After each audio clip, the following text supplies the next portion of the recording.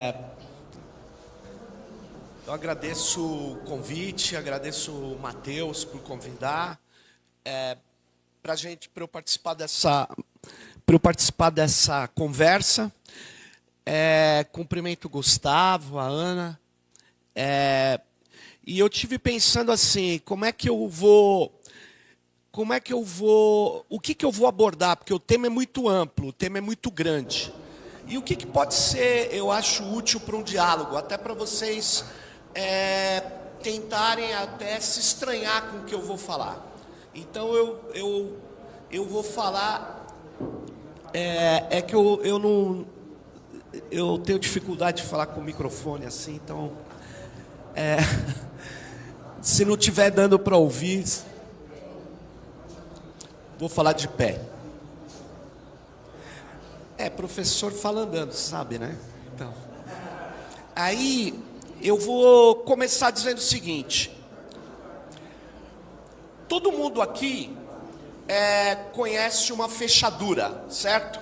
Uma fechadura. Todo mundo aqui conhece, certo? Para que serve uma fechadura? Para dar acesso ou negar acesso a uma passagem, certo? E quem tem a chave da fechadura consegue abrir ou fechar. Tudo bem isso, né? A fechadura é cada vez mais robusta e ela é um exemplo do mundo industrial. Então eu começo explicando assim. Nós temos uma fechadura, certo? Com uma chave física. Qual a diferença então dessa fechadura para uma fechadura digital? Para uma fechadura que os condomínios estão pondo, que é acionado por biometria ou por senha. Qual é a diferença? Vocês sabem? Não, a diferença para o ato de abrir e fechar é nenhuma. Olha o que está... Por que eu estou falando da fechadura? Porque esse exemplo todos eu acho que vão começar a refletir e comparar. Aquilo que antes era uma porta e uma fechadura física, eu não saberia quantas vezes aquela porta foi aberta, quantas vezes aquela porta foi fechada, quantas vezes uma pessoa passou por aquela porta, qual a hora exata que ela passou por aquela porta. Então, quando eles tiram uma fechadura de metal e põem uma fechadura digital, sabe o que está acontecendo? Estamos gerando, junto com a finalidade da fechadura, que é abrir e fechar, estamos gerando uma quantidade brutal do quê? De dados. Então, o que está acontecendo com o sistema capitalista, com as cidades, com as escolas? É difícil, hein? O que está acontecendo com isso tudo? Está acontecendo a seguinte coisa: não só um processo de digitalização, está acontecendo um processo de transformar todos os fluxos da vida em dados. Está dando para entender? Então tudo está sendo transformado em um monte de dados que estão sendo coletados o tempo todo. Então, quando você entra no Uber, o que o Uber é exatamente? Você fala, não, eu vim aqui para discutir rede social. Não, mas peraí, o que o Uber é? O Uber é uma plataforma digital. Ele nem precisaria ter carro. Sabe o que ele é? Ele é uma infraestrutura digital acessada por celular. E ele tem a oferta e a demanda de quem precisa de carro. Quem tem um carro e precisa ganhar dinheiro, entra nessa plataforma. E quem precisa se deslocar no ambiente urbano, a demanda, está nessa plataforma. Então, o que é uma plataforma digital? É uma infraestrutura digital que, na verdade, não trabalha com carro, vídeo, nada. Ela trabalha com dados. Ela tem os dados de todo o deslocamento dos motoristas, dos passageiros, e elas coletam esses dados. Então, o que está acontecendo no mundo hoje? Algumas empresas se tornaram gigantescas porque são empresas de dados. Quem são essas empresas? A gente chama elas de Big Techs. Então, essas empresas, o que elas fazem o dia inteiro? Coletar dados. E elas hoje utilizam inteligência artificial, que eu já vou falar o que é, para fazer o quê? Para apropriar-se desses dados e colocar esses dados gerando serviços que as pessoas querem. Então elas começaram a concentrar coisas, muitas coisas, muito poder econômico em atividades que a gente nunca imaginava que ia ser mundial. Você já imaginava que uma empresa de táxi ia virar mundial? Então, só que você tem o Uber. O Uber é uma empresa da Califórnia. É uma empresa que dá para o motorista uma grana, só que ela tira a maior parte da grana e leva para fora. Ela é uma plataforma pequena, porque as maiores são quem? Facebook, Instagram e quem mais? O WhatsApp. Essas três coisas. Alguém aqui tem WhatsApp? Tem WhatsApp? Todo mundo tem WhatsApp, né? Então, você já imaginou que no mundo existiria uma empresa que intermedia as relações de todo o planeta? Sabe quem faz isso? O grupo Meta, que é dono do WhatsApp. Então, o que eles fazem? Eles são mediadores das relações sociais, mediadores das interações. Você vai falar com seu amigo, você usa o quê? O WhatsApp. Você vai fazer grupo de escola para fazer trabalho, você usa o quê? O WhatsApp. Você ganhou um emprego novo no setor de vendas, o gerente já chega para você e fala: pega o WhatsApp aí da firma. Aí você vai falar: não quero. Você vai ter que instalar. Na verdade, essas empresas se tornaram empresas mediadoras das relações sociais e econômicas no mundo inteiro. E qual é o problema disso? Elas são empresas do quê? Empresas principalmente de dados, que utilizam os dados para aumentar a exploração do trabalho das pessoas. Bom, o que isso está gerando? Está gerando a seguinte coisa: a Amazon não é só uma empresa que vende livro. A Amazon não é uma empresa só de comércio eletrônico, a maior empresa de comércio eletrônico do mundo. Sabe o que ela é também? O maior provedor de nuvem. Vocês já ouviram falar da palavra nuvem ou não? Vocês já ouviram? Alguém sabe me explicar o que é uma nuvem?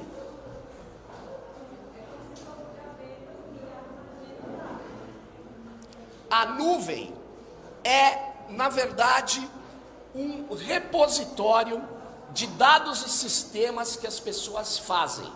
O Brasil, o movimento popular no Brasil, o governo brasileiro, todo mundo usa a nuvem dessas Big Techs. Então, dados sensíveis, importantes, sabe onde eles estão armazenados? Na nuvem. Mas a nuvem não é a nuvem é uma palavra que dá a impressão que ela está voando os seus dados. Não está, não. Ele está, em geral, armazenado lá nos Estados Unidos, num data center, que é um centro de dados, ou um armazém de dados. Esses data centers, eles são prédios que são muito maiores que esse, e que, em geral, tem o quê dentro deles? Só servidores, computadores. Em geral, são mais de 300 mil computadores dentro de cada data center de hiperescala, do Google, do grupo Meta e tal. E esses data centers, eles estão armazenando esses dados para quê exatamente? Vocês sabem? Hã? Então, mas como é que é feita essa dominação? Primeiro, diga. Isso também, mas aí quem faz isso é o Facebook, quem faz isso é a rede social. Mas por que eles estão acumulando dados? Para ter controle, mas também para ter controle econômico. Então, na verdade, o Brasil tem vários data centers. O Brasil tem mais de 100 data centers. O Brasil, inclusive, tem data centers de Big Techs. Então, quando o atual ministro da Fazenda diz: eu vou trazer data centers no Brasil, não se iluda. As Big Techs já estão no Brasil. O que ele vai fazer é reduzir impostos das Big Techs. Por isso que eu me coloquei contrário. Por quê? Porque não dá para trazer um armazém de dados que tem um impacto ambiental, que eu já vou falar para vocês, gigantesco, e social pior ainda. Não dá para trazer novos data centers sem ter uma política de dados, dizendo assim, os dados da Zona Leste, quem decide é a população da Zona Leste. Os dados dos brasileiros, como eles serão guardados, quem que pode tirar os dados, quem que pode saber o que nós estamos fazendo, são as autoridades ou o arranjo que o movimento popular queira fazer no Brasil. Só que o movimento popular fala, dado é bobagem, eu não tenho nada a ver com isso, entendeu? Tanto é que quando as farmácias começaram a pedir CPF, ninguém reclamou. E ao contrário, quando elas começaram a te pedir os dados da sua receita, você dava. Aí as pessoas começaram a desconfiar, aí eles começaram a dar desconto. Você sabe quanto é um desconto, por exemplo, que uma farmácia dá quando você entrega todos os dados para ela? Chega a ter 40% de desconto. Isso quer dizer que se o remédio custava 100, você tem uma economia de R$40. Então, por quê? Porque você entregou os dados, porque tem uma lei que diz que você tem que autorizar, a Lei Geral de Proteção de Dados. Então, os dados valem muito dinheiro, mas por quê? Quem é que compra os dados da farmácia? Vocês já pensaram nisso? Hã? Indústria farmacêutica, indústria de seguro-saúde, os bancos. Aí você vai chegar e pedir um empréstimo lá num banco, você vai saber que o gerente não está autorizado a te dar empréstimo. Você fala, mas por quê? Porque eles sabem de coisa que nem você sabe. Eles sabem, por exemplo, do seu estado de saúde. Eles acompanham tudo isso. As buscas que você faz no Google, na busca que você está fazendo, o Google sabe que você fez. Não, eu usei um navegador criptografado. Não existe isso, porque a busca é feita no motor de busca, no sistema que o Google tem, e que, portanto, o que ele quer saber? Ele quer saber cada atividade de cada pessoa, de todas as pessoas. Por quê? Porque assim ele pode fazer o perfil de cada pessoa e atuar sobre a atenção dessa pessoa. Por exemplo, tinha um monte de garotada aqui. Bom, dependendo do que a gente está falando, os caras não se interessam, dependendo, eles se interessam. Cada um é diferente do outro, cada um a atenção. Muitas vezes você fala uma palavra, a pessoa vira, porque aquilo capta a atenção daquela palavra. E eles têm esse processo de economia da atenção, eles têm especialistas nisso. Mas eles pegam, captam a sua atenção e modulam o seu comportamento. Eles modulam. Então, quando a gente vai discutir Big Tech, a gente pode estar discutindo rede social, plataformas de relacionamento, mas você também está discutindo hoje as Big Techs na saúde. Você está discutindo hoje, você sabe quem é um dos maiores plataformas de agricultura do planeta? É a Amazon. A Amazon entrou no terreno da agricultura. Por quê? Porque ela entrou como? Ela entrou, que nem eu falei do Uber, com uma infraestrutura digital, ela oferece vários dispositivos, drones, informações para o agricultor, ela pega as informações do agricultor e, inclusive, comercializa o que esse agricultor faz. Cara, eles estão concentrando o poder no planeta inteiro. Então, as plataformas estão na área de comunicação, na área de logística, elas estão na área de agricultura, na área de saúde, e isso é muito ruim, tanto para as economias locais, quanto para quem quer lutar por uma outra sociedade. Nunca, sinceramente, eu encontrei corporações que fossem tão grandes. Vocês vão falar, não, mas as corporações do petróleo eram gigantescas. Mas corporação do petróleo não está o dia inteiro na sua casa.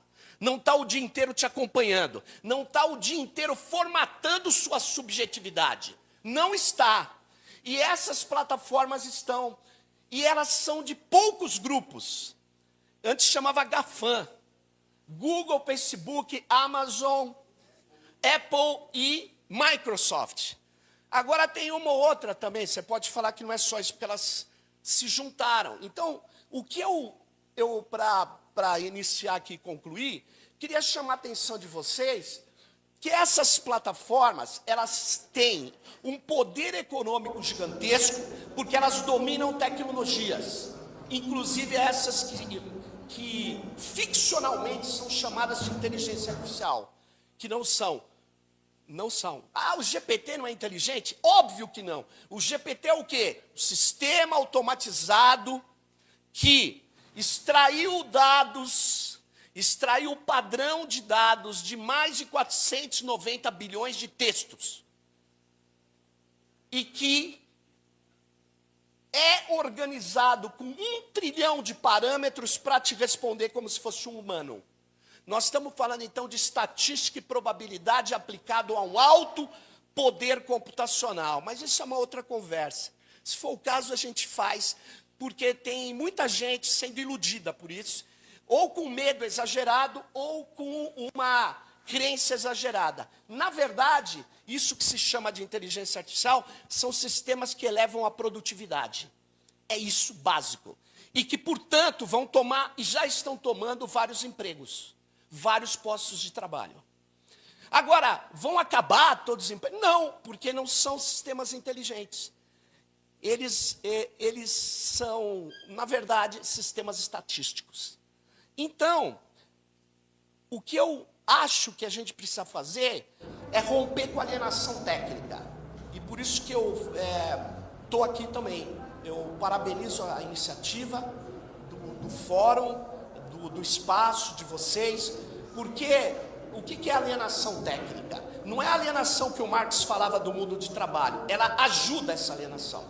A alienação do mundo do trabalho é o seguinte: o trabalhador trabalha, e ele não se realiza nunca. Por quê? Porque ele nunca é dono do fruto do trabalho dele. Então, muitas vezes, e cada vez mais partilhado, ele nem sabe que ele fez aquilo que ele fez. Então, ele viveu a vida dele, e aí, você fez o que na tua vida? Nada. Como nada? Por quê? Porque tudo que ele fez foi tirado dele. Essa alienação, ela existe. Só que o que eu estou chamando de alienação técnica é o seguinte: todo mundo aqui discute fórum social, sociologia, filosofia, psicanálise, redes sociais, movimento operário, moda, futebol, esporte, lazer, turismo. Tecnologia não. Tecnologia eu compro a que está disponível no mercado. Como se tecnologia fosse uma coisa fora da disputa econômica e política de nós todos. Então, o movimento tem que parar de aceitar que só tem um caminho tecnológico, que é o que o governo atual está fazendo. Entendeu? Só tem um caminho: seguir as big techs. Não é verdade. Não é verdade que só tem um caminho. E depois, quando o Ministério do Desenvolvimento Social, ele, em vez de criar um aplicativo para o Bolsa Família, porque todo mundo que precisa do Bolsa Família teria que usar aplicativo. E aí, a partir desse aplicativo, ele expandiria para fazer concorrência com o aplicativo WhatsApp de quem? Do Grupo Meta. Mas sabe o que ele faz? Ele usa o WhatsApp para se comunicar com o Bolsa Família, porque todo mundo já tem. Aí, o que ele está fazendo?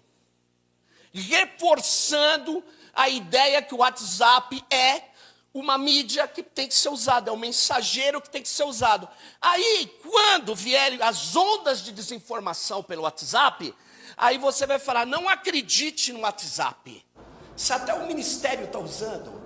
Então não dá para aceitar esse tipo de coisa. Não dá para aceitar essa rendição tecnológica, essa subordinação. E nós temos mais de 40 universidades de grande porte. Nós podemos estar na ponta de vários desenvolvimentos tecnológicos. O que falta para a gente, sabe o que é? Política pública. E eu não tenho ilusão que esse governo vai fazer.